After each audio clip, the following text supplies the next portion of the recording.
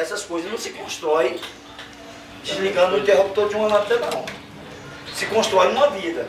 Tá aqui em Mississippi, que eu vou citar, a Johnny ali, que era criança aqui, e sabe o seguinte, como é que é a conduta do homem. Então é isso que eu penso. Infelizmente, hoje, quando eu entrei nesse processo, o Rodrigo Hollenberg está aí, eminente senador, Agnello teve quatro vezes no meu estabelecimento, e ele, uma pessoa que eu tive possibilidade de conviver lá atrás, antes de ser ministro do esporte, fui assistir alguns jogos do Gama com ele, porque você sabe que o início político do Agnello se deu no Gama, com essa coisa do esporte. Então, Jurandir, vamos lá, vou estar comigo. Então, assim, eles tiveram nesse processo para me convencer a me candidatar. Eu digo, gente, eu só tenho uma coisa, a cara conhecida dentro de Brasília, uma cara respeitada dentro de Brasília. A cara é a coragem, né? Isso vira voto? Isso vira voto? Falei para os dois, eu digo, Rodrigo, isso vira voto? Agnello, isso vira voto? E a gente tem que ter muito cuidado, porque são meus amigos. O Rodrigo conheci em 85, o Agnello eu conheci um pouco mais depois, mas são meus amigos. Então assim, não, Jurandir, vamos lá que eu vou te dar todo o suporte, você vai entrar, porque eu falei, cara, eu não tenho grana, dois fatores também que a gente tem que considerar. Como é que faz política hoje? Grana e tempo.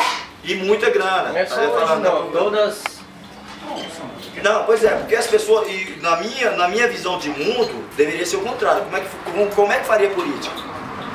Com a cara do cidadão. Como é que é o cidadão? Ele tem informação? Para mim não basta aquele artigo da Constituição não, que basta ter, saber ler, escrever e... Cara, isso é uma balela, porque senão nós também, o vendedor de Didi, não que eles tenham menos dignidade que a gente, tem toda a dignidade do mundo, mas eu acho que para ser parlamentar tem que ter uma formação. Isso eu deixo bem claro, porque senão o cara vai cair lá dentro e vai ser o fantoche das raposas que estão lá dentro. Então esse negócio de entrar lá, eu sou o doutor bonzinho, esquece isso. Mas eu entrei com a convite do pessoal, eu estou explicando isso por que eu me coloquei nesse processo. Eu entrei a convite deles e eles falaram, não, vamos te dar todo o suporte. O Agnello me deu 100 mil panfletos desses que você está vendo, o Rodrigo me deu 50 mil e também, até agora, nada de uma gasolina para rodar. Eu tenho a Tatiane que está aqui filmando, que é voluntária, tem a irmã dela ali, tem todo mundo que está comigo hoje, sabe o que é? Acredita no cidadão. Então por isso talvez vocês não sintam aquela presença do candidato, aquele candidato que seja o formato que tem aí. Doutor João Luiz, é proibido falar isso, tá? Não é proibido citar não. Foi subsecretário de saúde. Fez um caixazinho, é subsecretário de saúde do Arruda, fez um caixazinho, está derramando dinheiro no pessoal. Quem é? Convive com essa comunidade? Nunca. Vocês sabem quem são? Quantos vão aparecer aqui dessa forma? Vários. Então assim, o que eu quero, muitos me perguntaram, Jurandir, você demorou a ir lá? Eu digo, gente, eu não demorei porque eu acredito em um e no outro. E eu acredito na pessoa. Platão disse uma coisa muito interessante há 300 mil anos antes de Cristo. Ele disse o seguinte, com certeza há um vasto fundo de estupidez na natureza humana. Isso há 300 mil anos de Cristo. Senão certas coisas não seriam permitidas. E eu gostaria de dizer assim, que essa história mudasse. Com certeza há um vasto fundo de inteligência na natureza humana. A capacidade do ser humano. E ele ainda disse mais o seguinte, que pessoa, indivíduo isolado, quando você separa um indivíduo, ele é inteligente. Quando você junta povo, povo é mundo. Isso está dito lá. E eu gostaria de falar o seguinte, eu gostaria de não acreditar nisso. E eu gostaria de não acreditar para confiar em vocês. Confiar numa pessoa que chegou aqui. Aliás, cheguei na Ceilândia em 1976.